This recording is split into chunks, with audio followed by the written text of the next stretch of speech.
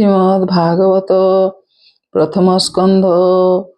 ଓଂ ନମୋ ଭଗବତେ ବାସୁଦେବାୟ। ସପ୍ତମ ଅଧ୍ୟାୟ। ଶୌନକ ଉବାଚ। ବ୍ୟାସଙ୍କୁ ଛାଡ଼ି ଗଙ୍ଗା କୂଲେ ନାରଦ ଗଲେ ଯେତେବେଳେ ଚିତ୍ତେ ସଂଶୟ ଯେତେ ଥିଲା ନାରଦ ବାକ୍ୟ ଦୂର ଗଲା। ସେ ସର୍ବଗୁଣେ ଅଧିକାରୀ ନାରଦ ବାକ୍ୟ ଚିତ୍ତେ ଧରି ପୁଣି କି କଲେ ପୁଣ୍ୟ ଦେହା କହ ଆମଙ୍କୁ ଯେବେ ଦୟା। ହେମନ୍ତ ମୁନିଙ୍କ ପ୍ରସନ୍ନେ କୃଷ୍ଣ ମହିମା ଗୁଣି ମନେ। ଶ୍ରୀସୁତ ବାଚ। ସୁତ କହନ୍ତି ଦୋଷ ଚିତ୍ତେ ମୁନି ଜନଙ୍କର କ୍ରତି। ସେ ବ୍ରହ୍ମ ନଦୀର ପଶ୍ଚିମେ ଆଶ୍ରମ ସମ୍ୟା ପ୍ରାସ ନାମେ। ତହିଁ ଅଶେଷ ମୁନି ଜନ ଏଣୁ ଅନେକ ଯଜ୍ଞ ସ୍ଥାନ। ମଧ୍ୟବଦରୀ ବନ ନାମ ବ୍ୟାସଙ୍କ ନିୟତ ଆଶ୍ରମ। ସେ ବନ ସରସ୍ୱତୀ ଜଲେ ସ୍ନାନ ସାରି ପ୍ରାତ କାଲେ। କୃଷ୍ଣ ମହିମା ଚିତ୍ତି ମନେ କୃଷ୍ଣ ମହିମା ଚିନ୍ତି ମନେ। ମୁନି ବସିଲେ ଯୋଗ ଧ୍ୟାନେ ନିର୍ମଳ ମନେ ଧ୍ୟାନ କରି ତତ୍କ୍ଷଣେ ପ୍ରଭୁ ନର ହରି। ମାୟା ସଂଯୋଗେ ହେଲେ ଦୃଶ୍ୟ ଯେ ପୂର୍ବେ ପୁରାଣ ପୁରୁଷ। ଯେ ମାୟା ତ୍ରିଗୁଣେ ଜଡ଼ିତ ଅଜ୍ଞାନେ ଜୀବ ମୋହଗ୍ରସ୍ତ। ଅସତ୍ୟ ସତ୍ୟ ପ୍ରାୟେ ମନେ ଆତ୍ମାର ଗତି ନ ପ୍ରମାଣେ। ତାହାଙ୍କୁ ଧରିବା ଅର୍ଥେ ଶ୍ରୀକୃଷ୍ଣ ଭକ୍ତି ଯୁଗ ପଥେ। ରଚିଲେ ଭାଗବତ ବାଣୀ ଏ ଜୀବତରେ ତାହା ଶୁଣି। ଭକତି କଲେ କୃଷ୍ଣ ପାଦେ ନ ପଡ଼େ ଲୋକ ମୋହ ବାଦେ। ସଂଗୀତା କରି ହରି ବାଣୀ ଶୋଧନ କରି ତାକୁ ପୁଣି। ସ୍ୱଭାବେ ତାକୁ ନିଜ ସୁତେ ହରଷେ ଦେଲେ ଭାଗବତେ। ବିଶେଷ ଗୋବିନ୍ଦ ପ୍ରସନ୍ନେ ମାୟା ନ ଲାଗେ ଯାର ମନେ। ହେମନ୍ତ ସତ୍ୟ ବାକ୍ୟ ଶୁଣି ମୁନି କଲେ ମନେ ଗୁଣି।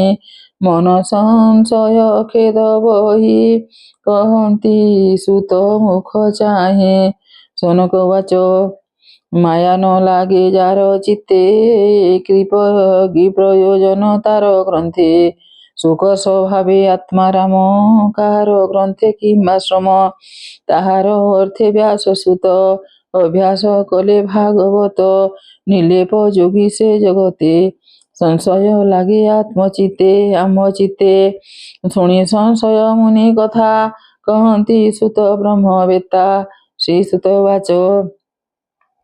ସ୍ୱଭାବେ ମୁନିଙ୍କର ଚିତ୍ତ ଗ୍ରନ୍ଥରେ ନୋହଇ ଗ୍ରନ୍ଥିତ। ତଥାପି ଅକିଞ୍ଚନ ପଣେ ଭଜନ୍ତି ଗୋବିନ୍ଦ ଚରଣେ। ଯେଣୁ ସକଲ ଭୂତେ ହରି ପରମାନନ୍ଦ ରୂପେ ପୁରୀ। ତେଣୁ ଭକ୍ତି ଯେ ଅତିରେକ କହନ୍ତି ଏକକୁ ଆରେକ। ସେ ସୁକ ମୁନି ଶୁଦ୍ଧ ଚେତା ନିତ୍ୟ ଅଭ୍ୟାସ କୃଷ୍ଣ କଥା। ଭକତ ଜଣ ପୁଣ୍ୟ ଅର୍ଥେ ଯାହା ତାହାଙ୍କ ଜନ୍ମ ଏ ଜଗତେ। ଏବେ ହୋ ଶୁଣ ବିପ୍ରଜନେ ହରିଚରିତ ସାବଧାନେ। ଭକତ ପରୀକ୍ଷିତ କଥା ପଣ୍ଡୁତ ନୟଙ୍କ ବ୍ୟବସ୍ଥା। କୁରୁ ପାଣ୍ଡବ ଯୁଦ୍ଧ ଅର୍ଥେ ବୀରେ ମିଳିଲେ ବୀର ପଥେ। ଭୀମର ଗଦାଘାତ ବାଜି ଦୁର୍ଯ୍ୟୋଧନର ଜାନୁ ଭାଜି। ପଲାଇ ଗଲା ପ୍ରାଣ ଡରେ ପଶିଲା ବ୍ୟାସ ସରୋବରେ। ହେମନ୍ତେ ହୋଇଲା ରଜନୀ ଭୟେ ମିଲଇ କୁରୁମଣି କାନ୍ଦଇ ଜୀବନ ବିକଳେ ଦ୍ରୋଣ ନନ୍ଦନ ଦେଖି ଡୋଲେ କହଇ ରାଜା ମୁଖ ଚାହିଁ ମତେ ନ ବରିଲୁ ଯେ ତୁହି ଯୁଦ୍ଧେ ସକଲ ବୀର ମାରି ଏ ଭୂମି ଅପାଣ୍ଡବା କରି ତୋତେ ବସାନ୍ତି ରାଜକୁଳେ ଅଖଣ୍ଡ ଅବନି ମଣ୍ଡଲେ ଶୁଣି କହଇ ନୃପବର ଏବେ ତୁ ପାଣ୍ଡବା କର ଏବେ କରିଲି ସେନାପତି ଫେଡ଼ ତୁ ମୋହର ଦୁର୍ଗତି ହେମନ୍ତ କହି ଅନ୍ଧ ବଲା ତାହାର ହସ୍ତେ ଜଳ ଦେଲା ଦ୍ରୋଣକୁ ମର ବେଗେ ଉଠି ଧନୁକୁ ଧରି ଦୃଢ଼ ମୁଷ୍ଟି ମନ୍ତ୍ରିଣ ନାରାଚ ପେଶିଲା ପାଣ୍ଡବ ଗୃହେ ସେ ପଡ଼ିଲା ଦ୍ରୌପଦୀ ପଞ୍ଚ ସୁକୁମାରେ ଶୋଇ ଯେ ଥିଲେ ଅନ୍ତପୁରେ ପଡ଼ି କାଟିଲା ତାଙ୍କ ଶିର ଶବଦ କଲା ମହାଘୋର ଶୁଣି କମ୍ପିଲେ ଦିଗପାଲ ପୁରିଲା ଭୂମି ଅନ୍ତରାଲ ଅତି ଅନୀତି କର୍ମ କଲା ବିଧାତା ବୋଲେ ଦ୍ରୋଣ ବଲା ଦ୍ରୌପଦୀ ଶୟନ ଉପେକ୍ଷୀ ପୁତ୍ର ମରଣ ଦେଖି ଦୁଃଖୀ ବିକଲେ କରଇ ରୋଦନ ତା ପାଶେ ଥିଲା ଯେ ଅର୍ଜୁନ ଅନେକ ଶାନ୍ତ ବାକ୍ୟ କହି କହେ ଦ୍ରୌପଦୀ ମୁଖ ଚାହିଁ ଦ୍ରୋଣକୁ ମୋର ଶିର ବାଣେ କାଟି ସ୍ଥାପିବି ତୋ ଚରଣେ ତେବେ ହରିବି ତୋର ଶୋକ ତୁ ଏବେ ସ୍ଥିର ଚିତ୍ତେ ଦେଖ ଏମନ୍ତେ ମଧୁର ବଚନେ ଶାନ୍ତି କରାଇ ତାର ମନେ ଯାର ସାରଥି ଭଗବାନ କେ ତାରେ କରେ ଅପମାନ ଗାଣ୍ଡିବ ଧନୁ ଧରି ହସ୍ତେ ବସିଲା କପି ଧ୍ୱଜ ରଥେ ବେଗେ ଧାଇଲା ସଜ ହୋଇ ଦେବେ ଗଗନେ ଛନ୍ତି ଚାହିଁ ଅର୍ଜୁନ ଦେଖି ଦ୍ରୋଣ ବଲା କାତରେ ହୃଦୟ କମ୍ପିଲା ବେଗେ ପলাই ଭୂମି ଗତେ ପଶିଲା ଗହନ ବନସ୍ତେ ପଶି ପଲାଏ ଘୋର ବନେ ଅନ୍ଧକ ରୁଦ୍ର ଡରେ ଯେହ୍ନେ କାତରେ ଚାରି ଦିଗ ଚାହିଁ ତାର ରକ୍ଷକ ଅଛି କାହିଁ ତତ୍କ୍ଷଣେ ଜଲେ ସ୍ନାନ କରି ବ୍ରହ୍ମବସ୍ତ୍ରକୁ ଯେ ସୁମରି ସଂହାର ନ ଜାଣି ତାହାରେ ପେଶିଲା ଅର୍ଜୁନ ଉପରେ ସ୍ୱଭାବେ ପଦ୍ମ ରାଶି ନାମ ବିରାଜେ ତେଜେ ରବିସମ ତାର ପ୍ରଚଣ୍ଡ ରୂପ ନା ଚାହିଁ କମ୍ପଇ ଅର୍ଜୁନର ଦେହି ଶସ୍ତ୍ରର ତେଜେ ଭୟ କଲା ଗୋବିନ୍ଦ ମୁଖକୁ ଚାହିଁଲା ପଡ଼ିଅ ଭୟ ପାଦ ତଲେ କହଇ ଜୀବନ ବିକଲେ ହେ କୃଷ୍ଣ କୃଷ୍ଣ ଯୋଗେଶ୍ୱର ଶରଣ ଜନଙ୍କ ସୋଦର ସଂସାର ଦୁର୍ଜନ ବଦହନ ଭୟ କରନ୍ତି ତତେ ଜନ ଯାହାକୁ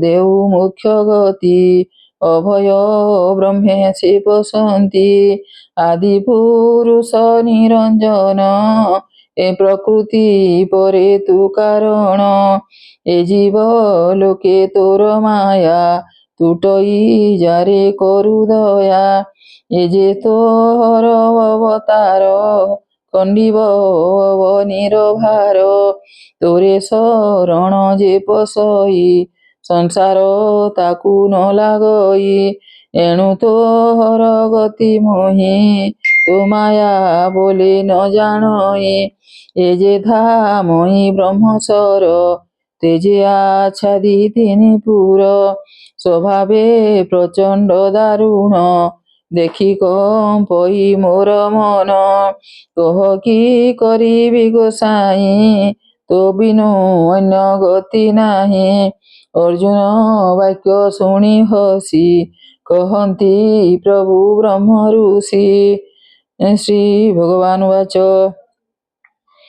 ଜୀବନ ଡରେ ଦ୍ରୋଣ ବୋଲା ଅତି ମାନୁଷ କର୍ମ କଲା ମନ୍ତ୍ର ନ ଜାଣଇ ସଂହାରେ ବେଗେ ପେଶିଲା ପ୍ରାଣ ଡରେ ଏହା ନିବାରେ ଶସ୍ତ୍ର ନାହିଁ କେହି ନ ଜାଣେ ଦେହ ବହି ତୁଜେ ସକଲ ମନ୍ତ୍ର ଜାଣୁ ଚଞ୍ଚଳ ଚିତ୍ତେ ନ ପ୍ରମାଣୁ। ଶ୍ରୀସୁତ ବାଚ ଶୁଣି ଗୋବିନ୍ଦ ମୁଖୁ ବାଣୀ ଅର୍ଜୁନ ମନେ ମନେ ଗୁଣି ତତ୍କ୍ଷଣେ ଆଚମନ ସାରି ମନେ ସୁମରି ନରହରି ଦୃଢ଼ଙ୍କ ତହୁଁ ଅଛି ଜାଣି ଭାବେ କହିଲେ ଚକ୍ରପାଣି ବ୍ରହ୍ମସରକୁ ବ୍ରହ୍ମସର ଶୂନ୍ୟ ପେଶିଲା ବୀରବର ଗଗନ ମାର୍ଗେ ବେନିସରେ ଭୂମି ଆକାଶ ଅଭ୍ୟନ୍ତରେ ଅର୍କର ନଲ ପ୍ରାୟ ଦିଶି ବଢିଲା ଦକ୍ଷ ଦଶ ଦିଗଗ୍ରାସୀ ସେବେନି ଶସ୍ତ୍ର ତେଜ ରାଶି ପ୍ରଲୟା ନଳ ପ୍ରାୟ ଦିଶି ଦହିଲା ପ୍ରାୟ ତ୍ରିଭୁବନ ତା ଦେଖି ଚକିତ ଅର୍ଜୁନ କୃଷ୍ଣ କହିଲେ ଶୁଣ ବୀର ଶସ୍ତ୍ରେ ଶସ୍ତ୍ରକୁ ସଂହାର ଯହୁଁ କହିଲେ ଚକ୍ରପାଣି ତତ୍କ୍ଷଣେ ସଂହାରିଲେ ଆଣି ରଥୁ ଓହ୍ଲାଇ ମହାରଷେ ଧଇଲେ ଅଶ୍ୱତ୍ଥାମା କେଶେ ପ୍ରଚଣ୍ଡ ରୂପେ ଶିର ଝୁଣି ଆକର୍ଷି ପାତିଲା ଧରଣୀ କରଚରଣେ ତନୁ ଛନ୍ଦେ ବେଗେ ବାନ୍ଧିଲା ମାଲ ବନ୍ଦେ ଚରଣ ପାଶ କୁସୁମରି ପ୍ରଭୁଙ୍କ ପ୍ରାୟ ବନ୍ଦିକ ପଶୁଙ୍କ ପ୍ରାୟ ବନ୍ଦୀ କରି ରଥ ଦଣ୍ଡରେ ବାନ୍ଧି ଆଣି ଦେଖି କହନ୍ତି ଚକ୍ରପାଣି ଏ ବ୍ରହ୍ମ ବନ୍ଧୁ ବ୍ରହ୍ମଦ୍ରୋହୀ ଏହାକୁ ଦଣ୍ଡେ ନ ଥୋଇ ମନେ ତୁ ଅନ୍ୟ ନ ବିଚାର ବେଗେ ଏହାର ପ୍ରାଣ ହର ନିର୍ଦ୍ଦୋଷ ବାଲକ ଶୟନେ ଥିରେ ଯେ ମୁଦ୍ରିତ ଲୋଚନେ ଏ ନାଶ କଲା ତାଙ୍କ ପ୍ରାଣ ଏବେ କହିବା ପାର୍ଥ ଶୁଣ ମତ ପ୍ରମର୍ତ୍ତ ଉନ୍ନମତ୍ତ ବାଲ ବନିତା ନିଦ୍ରାଗତ ଶରଣାଗତ ରଥହୀନ ସଂଗ୍ରାମେ ଦେଖିରି ପୂଜନ ୟାଙ୍କୁ ବଧ ଯେ କରନ୍ତି ଜୀବନ ଥାଉ ସେ ମରନ୍ତି ପର ଜୀବନ ମାରି ଆଣି ଆତ୍ମାକୁ ପଶେ ଯେଉଁ ପ୍ରାଣୀ ତାର ମରଣେ ହୁଏ ପୁଣ୍ୟ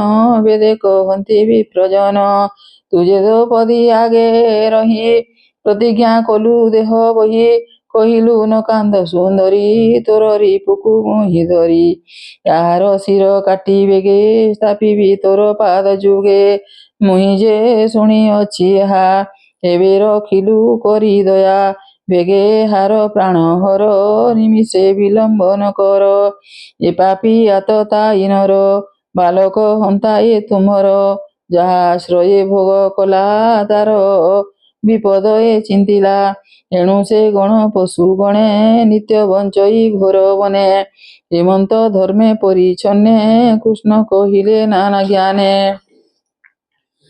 ଅର୍ଜୁନ ନ ଶୁଣଇ ତାହା ଗୁରୁପୁତ୍ରକୁ କରି ଦୟା ତତ୍କ୍ଷଣେ ଉଠି ବୀର ପାର୍ଥ ବନ୍ଦନ କରି ଗୁରୁପୁତ୍ର ଦ୍ରୌପଦୀ ଆଗେ ନେଇ ଦେଲା ତରିପୁ ସମ୍ଭାଳ ବୋଇଲା ଦ୍ରୌପଦୀ ତାର ମୁଖ ଚାହିଁ ତତ୍କ୍ଷଣେ ଚିତ୍ତେ ଦୟା ବହି ପୁତ୍ରଙ୍କ ମୃତ୍ୟୁ ହେତୁ ଏତ ସ୍ୱଭାବେ ଦ୍ରୋଣ ଗୁରୁ ସୁତ ଅନ୍ତରେ ନମସ୍କାର କଲା ଅର୍ଜୁନ ମୁଖକୁ ଚାହିଁଲା ବୋଇଲା ବେନି କର ଯୋଡ଼ି ବନ୍ଦନ ଦିଅ ବେଗେ ଫେଡ଼ି ସ୍ୱଭାବେ ବିପ୍ର ଗୁରୁଜନ ବିଶେଷେ ଗୁରୁଙ୍କ ନନ୍ଦନ ରହସ୍ୟ ଧନୁର୍ବେଦ ଗ୍ରାମ ବିସର୍ଗ ସିଂହର ସଙ୍ଗମ ସକଳ ଅସ୍ତ୍ର ଶାସ୍ତ୍ର କଲା ଯେ ଗୁରୁ ରୂପେ ଶିକ୍ଷା ଦେଲା ସେହି ଯେ ପୁତ୍ର ରୂପେ ଜାତ ଆତ୍ମାରୁ ଆପଣେ ସମ୍ଭୂତ ସ୍ୱାମୀର ତହୁଁ ଅଧେ ଘେନି ଜଗତେ ଏହାର ଜନନୀ ଏ ତୋର ଧର୍ମ କୁରୁକୁଳ ଧର୍ମ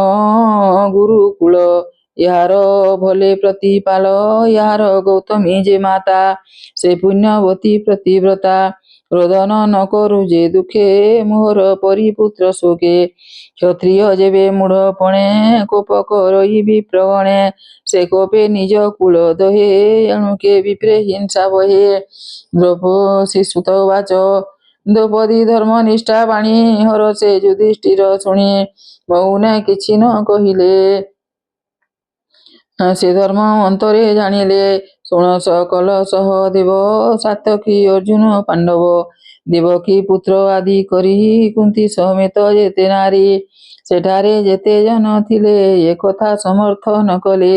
ଏହାଙ୍କ ମଧ୍ୟରେ ଭୀମସେନ କ୍ରୋଧରେ ବୋଲଇ ବଚନ କୋପେନ ଅନାଇ କୃଷ୍ଣ ମୁଖେ ଗହଇ ଅତି ମନ ଦୁଃଖେ ତୀକ୍ଷ୍ଣ ଖଡ୍ଗେ କାଟି ଶିର ଏହାକୁ ନରକୁ ଉଦ୍ଧର କି ପ୍ରୟୋଜନ କିସ ଅର୍ଥେ ଏ ପାପୁ ତରିବ କେମନ୍ତେ ଶୟନେ ଶିଶୁ ବଧ କଲା ସ୍ୱଭାବେ ବଞ୍ଚୁ ବଞ୍ଚୁ ମଲା ଦ୍ରୌପଦୀ ତୁଲେ ଚକ୍ର ପାଣି ଏ ଧର୍ମ ଭୀମ ମୁଖୁ ଶୁଣି ଅଳପ ହସି ଭାବ ଗ୍ରାହୀ କହନ୍ତି ଅର୍ଜୁନଙ୍କୁ ଚାହିଁ ଶ୍ରୀ ଭଗବାନ ବାଚ ମରଣ ଉଚିତ ଏହାର ୟାକୁ ନ ରଖ ବୀରବର ଯେ ଆତ ତାଇ କର୍ମ କରେ ଅଧର୍ମ ଯୁଗେ ଶସ୍ତ୍ର ଧରେ ଜୀବନ ଥାଉ ସେ ମରନ୍ତି ଅନ୍ତେ ସେ ନରକେ ପଡ଼ନ୍ତି ଏବେ ମୋହର ବୋଲ କର ଯେ ଧର୍ମ ଉଚିତ ଏହାର ଦ୍ରୌପଦୀ ପୁତ୍ର ଶୋକ ବେଲେ ତୁଜେ କହିଲୁ ଅବହେଳେ ତୋହର ପୁତ୍ର ଶତ୍ରୁ ମାରି ଶିରେ ଚରଣ ପୂଜା କରି ଖଣ୍ଡିବ ପୁତ୍ର ଶୋକ ତେବେ ମୋର ବଚନ କର ଏବେ ଶସ୍ତ୍ରେ ହାର ତେଜ ହର ଜୀବନ ମୃତ୍ୟୁ ପ୍ରାୟ କର ଶାସ୍ତ୍ରୀ ଲାଞ୍ଛନ ଏ ବିହରୁ ଏ ବିପ୍ର କେବେ ହେନ ମରୁ ଶୋକ ନ ଥାଉ କୃଷ୍ଣ ଚିତ୍ତେ ଏ କଥା କର ଭୀମ ମତେ ଏ କଥା ମୋହର ସମ୍ମତ ଶୁଣି ଅର୍ଜୁନ କୃତକୃତ୍ୟ ତତ୍କ୍ଷଣେ ଉଠି କୋପ ଭରେ ତୀକ୍ଷ୍ଣ ଖଡ୍ଗ ଘେନି କରେ କେଶ ଧଇଲା ବାମ ହସ୍ତେ ମଣି ଏ ଥିଲା ତାର ମାଥେ ଖଡ୍ଗ ଯେ ଘେନି ଦୃଢ ମୁଷ୍ଟି ମଣି ସହିତେ ଶିଖା କାଟି ଆଣି ସ୍ଥାପିଲା ବାହୁ ବୋଲେ ଦ୍ରୌପଦୀ ଦେବୀ ପାଦ ତଳେ ତତ୍କ୍ଷଣେ ବନ୍ଧନ ଫେଡ଼ିଲା ଦ୍ରୌପଦୀ ତା ମୁଖ ଚାହିଁଲା ବାଲକ ହତ୍ୟା ଦୋଷେ ଛନ୍ନ ମଲିନ ଦିଶେ ତା ବଦନ ମଣିହରଣେ ତେଜ ଗଲା ନଗରୁ ବେଗେ ପଲାଇଲା ବେଶ ନିବେଶ କରି ହରି ତାକୁ ବାହାର ଦେଶୁ କରି ବ୍ରାହ୍ମଣ ପ୍ରାଣେ ଏହି ମତି ମରଣ ଲୋଭନ୍ତି ଜୀବନ୍ତେ ଦ୍ରୋଣକୁ ମରେ ଶାସ୍ତି ଦେଇ ଜ୍ଞାତି ବାନ୍ଧବ ରୁଣ୍ଡ ହୋଇ ସର୍ବେ ଆକୁଲ ପୁତ୍ର ଶୋକେ ବାଲକେ ଘେନି ଏକେ ଏକେ ଦହନ କଲେ ଦୁଃଖ ମନେ ଏବେ ହୋ ଶୁଣ ମୁନି ଜନେ ସୁଜନ ହିତେ ଭାଗବତ ବିଆଇ ରସମୟ ଗୀତ ପ୍ରଥମ ସ୍କନ୍ଦ ଭାଗବତେ ସୁଜନ ଜନଙ୍କର ହିତେ ଅମୃତ କୃଷ୍ଣର ଚରିତ କହଇ ବିପ୍ର ଜଗନ୍ନାଥ इति श्रीमद्भागवते महापुराणे पारमहंस्यां संहितायां 82 प्रथमस्कन्धे द्रोणी दण्डे नाम सप्तमोऽध्याय।